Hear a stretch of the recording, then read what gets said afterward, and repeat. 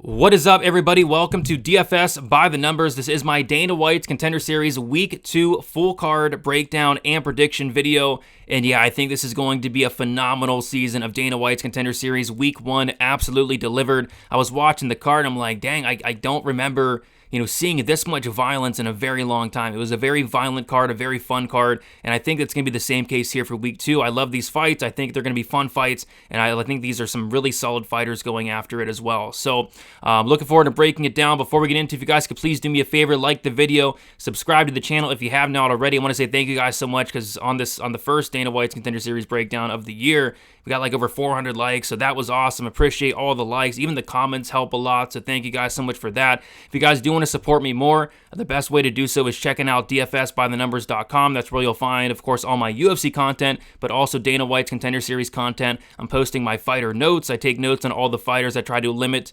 and break down what's the most important stuff and leave that in there. I also do my full card best bet article. I break down every single Dana White's Contender Series fight, give my prediction, the round, the method, the confidence rating, and the best bet for each and every fight. And then I also do a betting breakdown video for Dana White's Contender Series as well. And then a couple other things here and there, but check it out, dfsbythenumbers.com. And then also check out Prize Picks. They do have Dana White's Contender Series on Prize Picks, which I think is freaking awesome. And if you guys use code DFSBTN, you'll get $50 instantly when you place your first $5 lineup. It could be on anything. It could be on MLB, whatever, but place a $5 lineup. And then once you do that, you'll get $50 instantly to use on Contender Series. I know NFL is coming up. We got UFC Vegas 96 coming up. So check out Prize Picks and use that code DFSBTN. But yeah, with all that out of the way, guys, I say we get into these fights, and we're going to kick it off with a very fun fight here. And I think this has potential to be one of the better fights on the card, actually. It is Cody Haddon going against Billy Brand. We got Cody Haddon. We'll start with him. He is training out of Luistro Combat Academy. He's 5'7". He's 25 years old. He is 6-1 and 4-1 in his last 5 fights. Has a reach of 69.5. Notable wins or losses for Haddon, and this is what I think makes this fight so intriguing. It's like both these guys, their only loss comes against a legit fighter. So Haddon's only loss comes against Steve Erceg back in 2021 by decision. And then as far as Billy Brand, his only loss comes back against Peyton Talbot. So yeah, both these guys, their only loss comes against like an elite fighter. So yeah, Haddon, really good finisher, 100% finish rate, 83% of those come by knockout, 17% of those come by submission. Some notes I have here on Haddon: he has really fast hands, he comes forward, he's very, very, very aggressive, he's going to pressure forward the entire time, and he has very quick combinations as well, and he'll let off on 5, 6, 7, 8, punch combinations, very hard combinations as well. He's a finisher, he's finished all of his wins inside the distance, and he's going in there and just looking for the kill at all times. He can mix in some takedowns, and he does have one submission win on his record. I just don't think he's the best wrestler, but he will attempt them, and he will get some against these lower level guys. He has hard knees in the clinch. He's very active in the clinch as well, and he finishes guys in the clinch. He'll land hard knees, he'll let off on combinations, and he's dangerous there. He's dangerous and close. When he does get on top, his ground and pound is vicious, and wherever the fight goes, Haddon's looking to get his opponent out of there. That's why I think this fight's going to be so much fun, because Haddon's going to go in there with reckless abandon. He's going to be aggressive, probably overly aggressive, and he's going to try to take off the head of Billy Brand. So yeah, this guy, very exciting, and win or lose, I think we're going to get a very exciting performance out of Cody Haddon. As far as Billy Brand, he is training out of MMA Gold Fight Team. He is 28 years old, 5'6". He's 5-1 and 4-1 in his last 5 fights. Like I said, the notable loss comes to Peyton Talbot. It was back in 2022, and it was in the 3rd round. We'll talk more about that, but it's not a bad loss to have by any means. Billy Brand is a finisher. He has a 60% knockout rate. He has won a couple decisions. He won 2 decisions, 3 knockout wins and 2 decision wins for Billy Brand. So some notes I have here on Brand: he's a solid striker in his own right, has no problem going in there and throwing down. I think these two will probably stand in the middle and bang, which would be fun. Solid pressure as well from Brand. I don't think he has as much pressure as Haddon, but good pressure nonetheless. And like I said, his only loss comes to Peyton Talbot. There's no shame in that. He was finished in the 3rd round. And he was actually dropped in, pretty much every round of that fight. I think he got dropped in the 1st round. He was hurt bad in the 2nd. And then the 3rd round, it was kind of a questionable stoppage, but at the same time, it was kind of like one of those mercy stoppages where it's like Peyton Talbot was, beating the brakes off of him. He was wearing it on his face. It just wasn't the best look. And then the ref stopped the fight. Thought the ref could have let it keep going, but, probably was smart for Billy Brand's safety. He did take a lot of damage in that fight, but what he did show is he showed some serious toughness. He showed some dog. He didn't look to quit. He didn't look for a way out. The ref just kind of saved himself there. I think he's a little bit more patient than Haddon and a little bit less dangerous as well. He's also very hittable, which I don't like that. And again, I think he's a fun fighter as well. I think he's really tough. He's willing to go in there and eat one to give one. And when he does start to pressure, I think that's when he's at his best and he can break guys, and he has broken guys in the past. So yeah, I think this fight's going to be freaking awesome. I think we're getting a very fun fight to kick off the card here, a fight that is going to be very exciting as well. And for me, I think both these guys are going to go out there and look to kind of do the same thing, and that's going to be stand and bang. I think Haddon has more ways to win here. I like the aggressiveness, the power, and also the ability to mix in the wrestling for Haddon. Brand is a dog, though, and I think he's going to be going in there looking for a dog fight. But I got to go Haddon here. I think he's going to do the better work over 15 minutes, if not find a finish. Like, I could see him landing a big shot and hurting Billy Brand. Like, Billy Brand is just a little bit too hittable for my liking. So I think if this does go the distance, Haddon's going to have the bigger moments. He's going to maybe hurt Billy Brand on a couple occasions. I think Brand's going to be wearing the damage as well. And like I said, if Haddon needs to or wants to, mix in some takedowns here or there to kind of seal around. So I think this fight's going to be extremely fun, but I'm going to take Haddon to win this fight. I'll say decision because Brand is very tough, but I could see him having some big moments, maybe getting a knockdown or two along the way. So give me Cody Haddon to win this fight by decision. And as far as the odds go, we got Cody Haddon is a minus 185 favorite right now, and Billy Brand is a plus 155 underdog as of now as well. And by the way, I'm recording this video extra early this week, so these lines are probably going to move quite a bit. But yeah, as of now, Haddon's minus 185. All right, let's move on to the next fight. And we have two guys on this card making their return on the Contender Series, and Torrez Finney is going to be the first one here, and he's taking on Cam Rowston. So we will start with Torrez Finney. He is training at a Goge Combatives.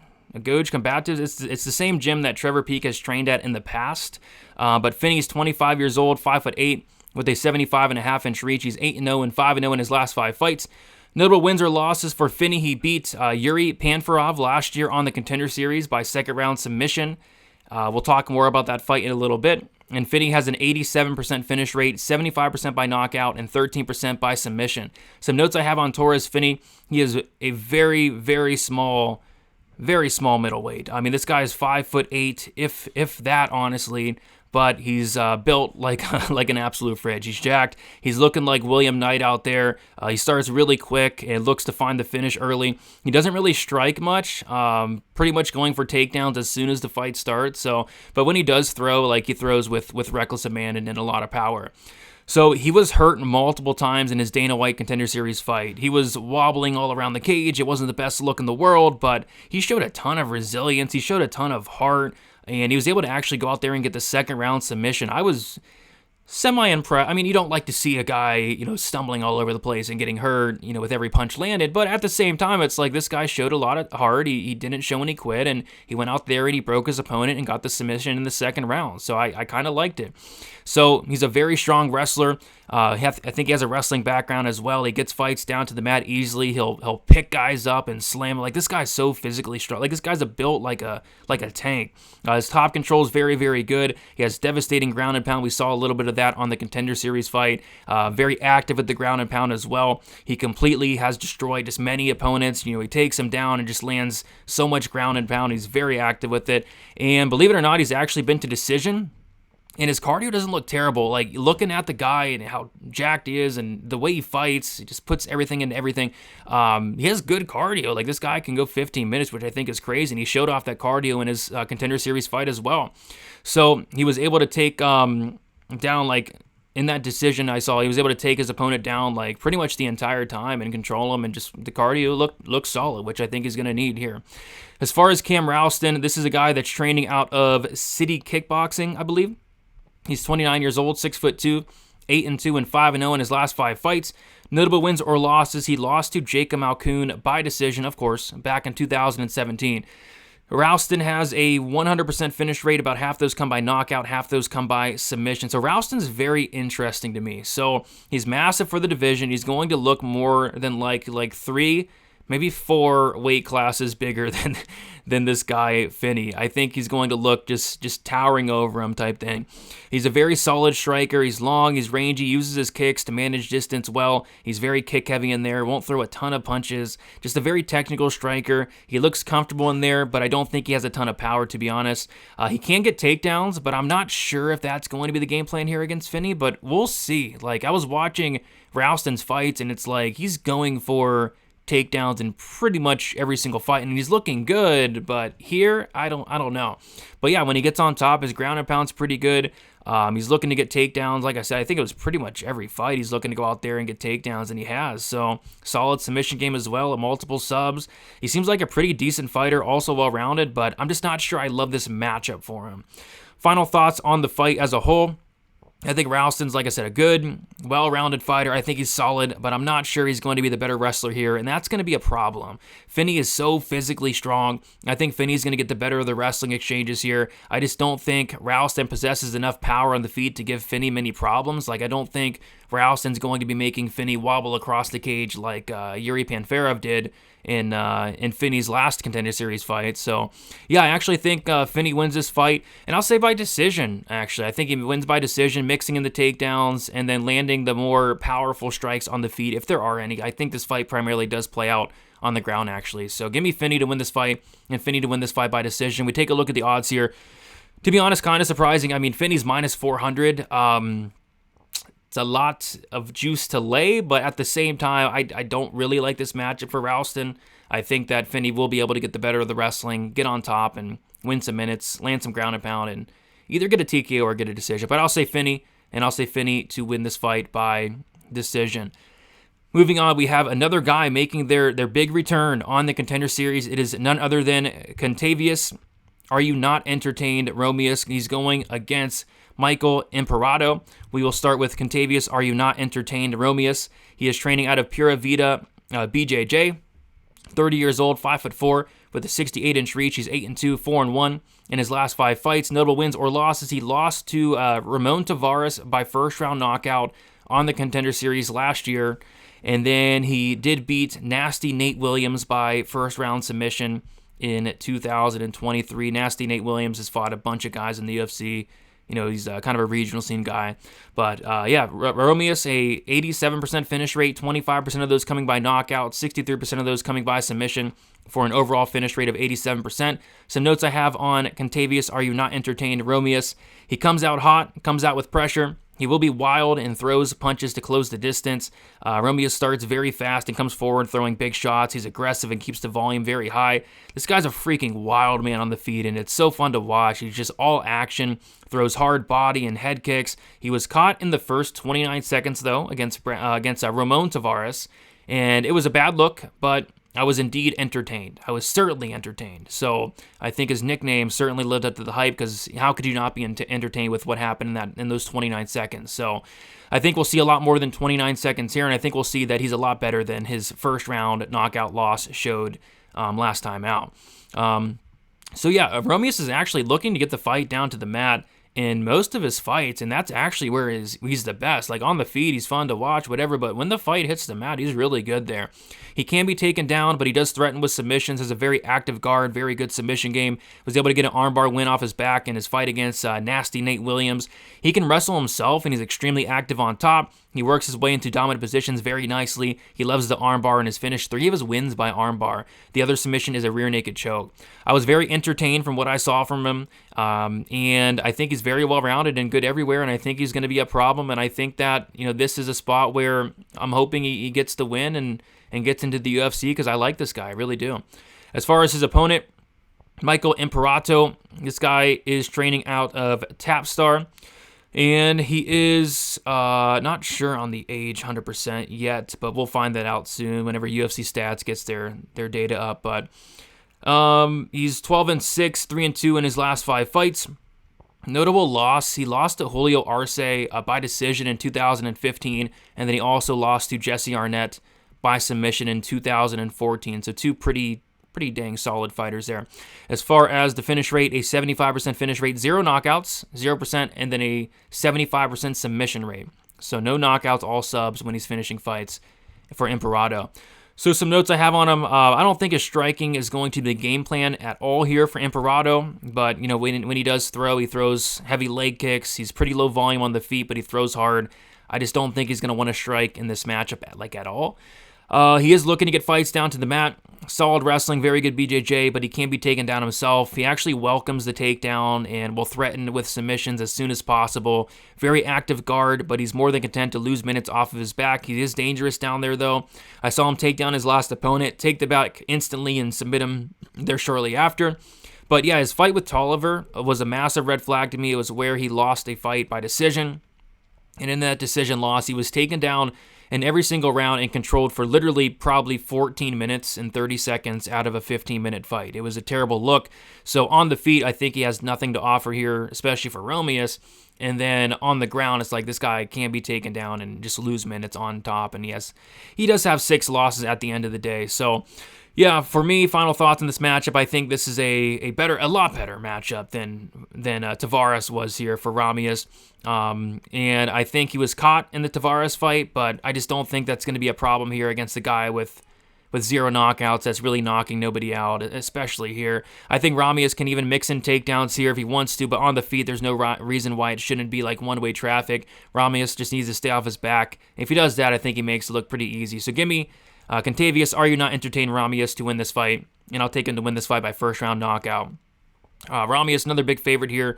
A couple really big favorites on this card. We got Romious minus 300 currently, Imperato plus 240, and that one makes a little bit more sense than Finney being like minus 400 to me, because I do like Romious in this fight quite a bit.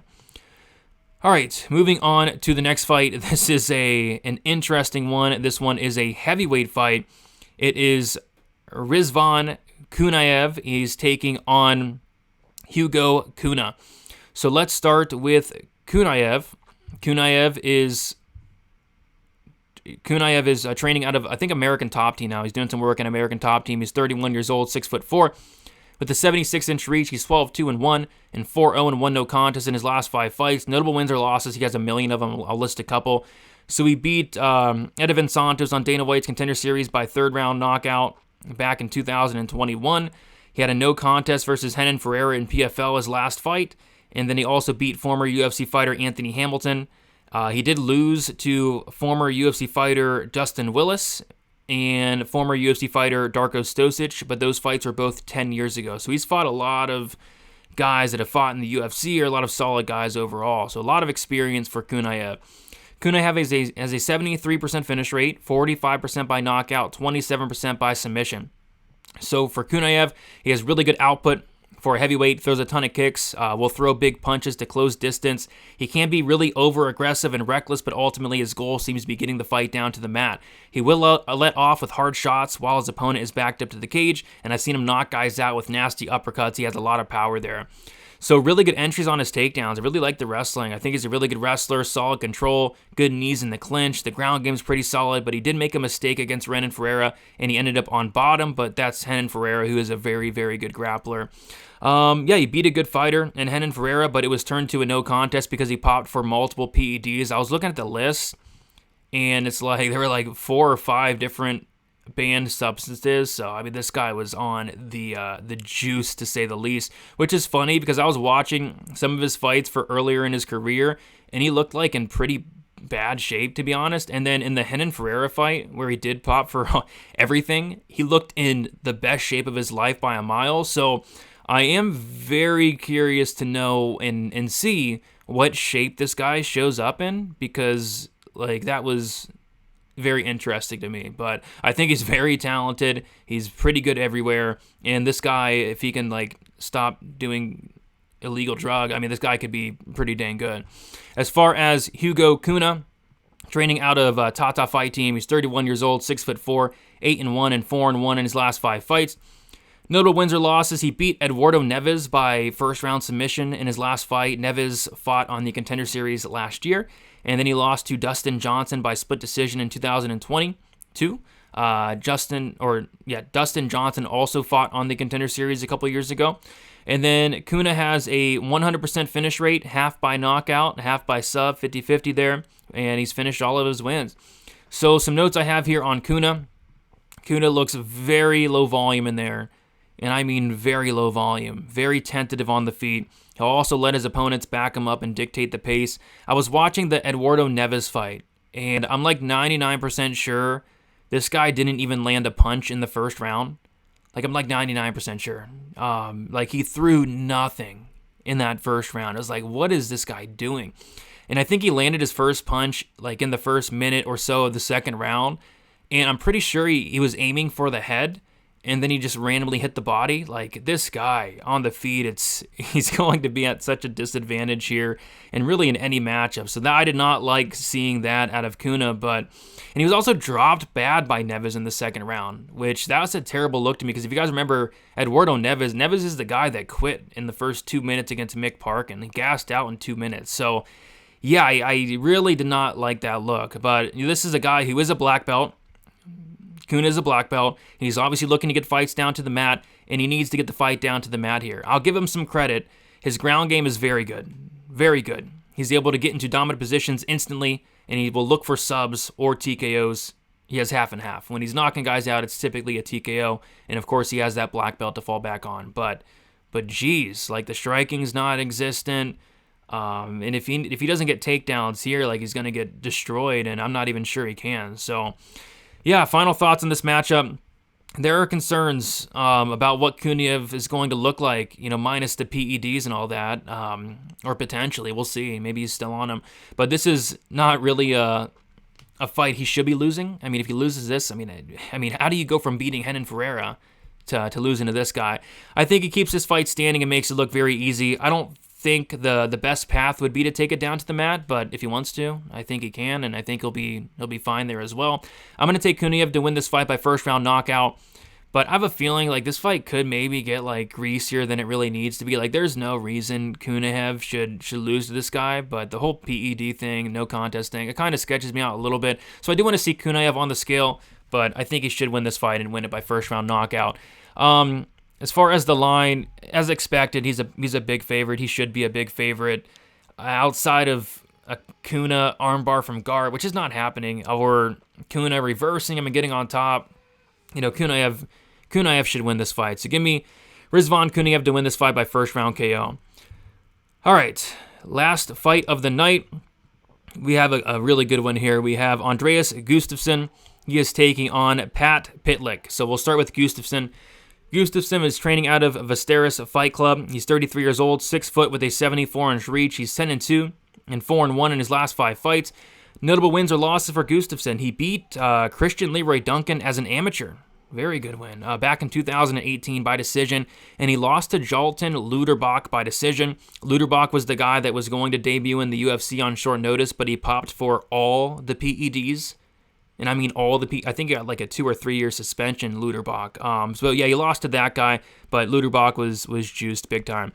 Gustafsson has a 90% finish rate, 70% come by knockout, 20% come by submission. Some notes I have on Gustafsson here: he starts out hot, comes forward, looks to march down his opponent, has a ton of power in his hands. He dropped his last opponent with the very first punch he landed. He throws with very, very bad intentions in there. Gustafsson can definitely be reckless, and his goal is to clearly take his opponent's head off, and he's done that on multiple different occasions. He's strong in the clinch. He will land uppercuts and let off on big shots when his opponents are against the cage. He has insane durability. I saw him eat a nasty elbow, and it didn't even faze him.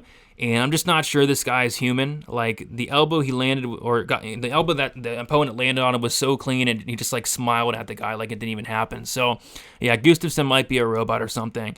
So yeah, Gustafsson can mix in takedowns, and once he's on top, he's an absolute savage. Nasty ground and pound. He did lose, like I said, to Jalton Luderbach. It was a very close back and forth decision. I mean, if you would have scored it for Gustafsson, that would have been fine, but it was a close fight. But Jalton Luderbach is a massive cheater. He impressed me. He wants to hurt people. He's mean in there, and he has the cardio to go the full 3 if needed. So yeah, I do like what I've seen from Andreas Gustafsson for sure.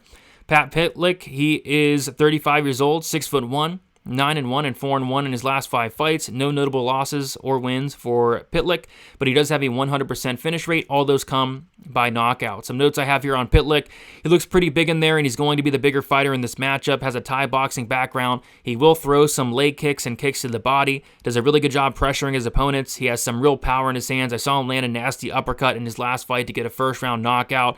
He's been deep into fights before. He has like a 5th round knockout win back in 2018, so the cardio shouldn't be an issue.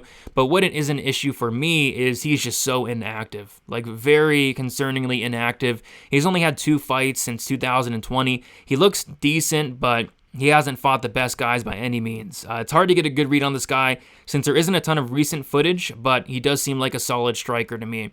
Some final thoughts on this fight. Pytlik seems like a very skilled striker, but he's been concerningly inactive these last 5 years. Gustafsson seems like an absolute monster, and I find it hard to believe that Pytlik will be able to knock this guy out. And I think Gustafsson has more power and more ways to win. I can even see him mixing takedowns here as well, get on top of Pytlik. Give me Gustafsson to find the chin here at some point in this fight and win it by knockout. I'll say in the 2nd round. So give me Andreas Gustafsson to knock out Pat Pytlik and do so in the 1st round. There you guys have it. Those are the predictions for Dana White's Contender Series week number 2. Chalky week. I think it's a chalky week. We have, I think, 4 fighters like over minus 250. So I think a lot of these favorites do probably come through, but there will be some dogs throughout the year, I'm sure. But I think a lot of favorites come through this week, which is fine as well. So, yeah, guys, best of luck. Like on your way out. Subscribe to the channel. Check out dfsbythenumbers.com. Got the fighter notes done. I'll be getting out my betting breakdown video and then also the best bet article on the website. I'm hoping for Monday evening, Monday night at the latest there. And then other than that, yeah, be on the lookout for more content throughout the week. We have UFC Vegas 96 coming out, which is not the best card, but content will be out for that nonetheless. And yeah, guys, best of luck for Dana White's Contender Series week number 2, and enjoy the card. See ya.